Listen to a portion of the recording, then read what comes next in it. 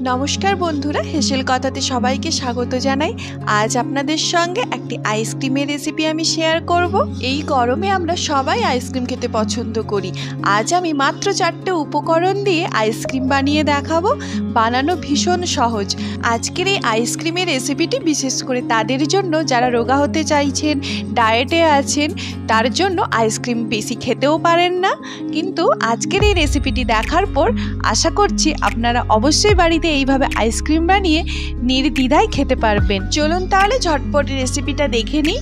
সবার প্রথমে আমি এখানে 300 থেকে 400 গ্রামের মতো টক দই, যেটা জল ঝরানোর জন্য আমি রেখে দিয়েছি।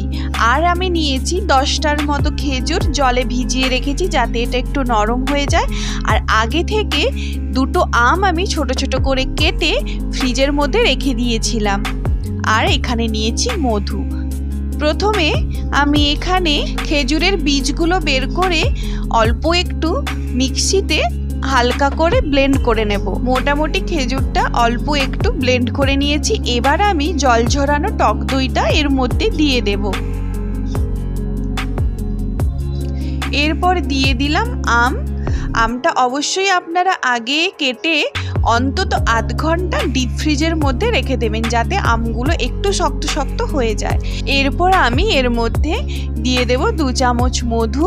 সব কিছু দিয়ে খুব ভালো করে ব্লেন্ড করে নেব। তবে ব্লেন্ড করার সময় একসঙ্গে অনেকটা সময় না করে 4-5 সেকেন্ড ছাড়া ছাড়া অফ অন করে 4-5 বার ব্লেন্ড করে নিলে খুব সুন্দর এটা ফ্লাপি হয়ে যাবে। খুব বেশি ভারী হবে না, আপনারা দেখলেই বুঝতে পারবেন। আশা করি দেখেই আপনারা বুঝতে পারছেন যে আমি এই আইসক্রিমে কোনো রকম হুইপ ক্রিম, ফ্রেশ ক্রিম বা মিল্ক মেড এসব কিছুই ব্যবহার করিনি। আমি এখানে দিয়েছি একদম হেলদি 4টে উপকরণ। আর মিষ্টির জন্য আমি এখানে নিয়েছি খেজুর। আপনারা মিষ্টির পরিমাণ কম বেশি করে নেবেন। আমটা যদি খুব বেশি মিষ্টি না হয় তাহলে খেজুরের পরিমাণ এখানে বাড়িয়েও দিতে পারেন। এই দেখুন সব উপকরণ খুব সুন্দরভাবে ব্লেন্ড হয়ে গেছে। এবার আপনারা যে কোনো পাত্রে আইসক্রিমটা সেট করতে পারেন। আমি এখানে একটা আইসক্রিমেরই একটা বাক্স নিয়েছি, এর মধ্যে আমি এটা ঢেলে নিলাম। এরপর ওপর থেকে আমি কিছু আমের কুচি দিয়ে দেব। খুব ভালো করে এটা একবার মিশিয়ে নেব।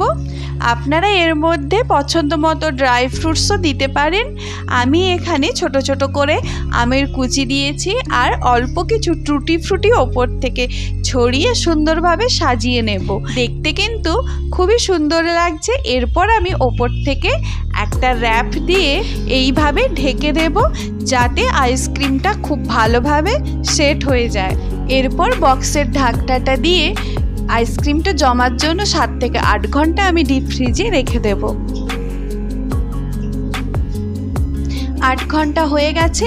এবার আমি আইসক্রিমটা ফ্রিজ থেকে বের করে এনেছি। আপনাদেরকে একবার দেখাচ্ছি আইসক্রিমটা কত সুন্দর হয়েছে। ওপরের এই র্যাপটা এবার আমি তুলে নেব। আপনাদেরকে আইসক্রিমটা অবশ্যই কেটে একবার দেখাবো যে কত সুন্দর হয়েছে। আইসক্রিমটা কাটার আগে আমি আইসক্রিমের স্কুপটা একটু গরম জলে ডুবিয়ে নিয়েছি যাতে আইসক্রিমটা খুব ভালোভাবে স্কুপ আউট হয়ে যায়। এই দেখুন আইসক্রিমটা দেখতে একদম ক্রিমের মতো লাগছে। দেখে কেউ বুঝতেই পারবে না যে এটা টক দই দিয়ে বানানো। আপনারা তো জানেন যে টক দই আমাদের স্বাস্থ্যের জন্য কতটা ভালো, আর বাকি উপকরণগুলোও স্বাস্থ্যের জন্য ভীষণই ভালো। তাই অবশ্যই আপনারা এইভাবে আইসক্রিম বানিয়ে বাচ্চাদেরও দিতে পারেন আর বড়রাও খেতে পারেন।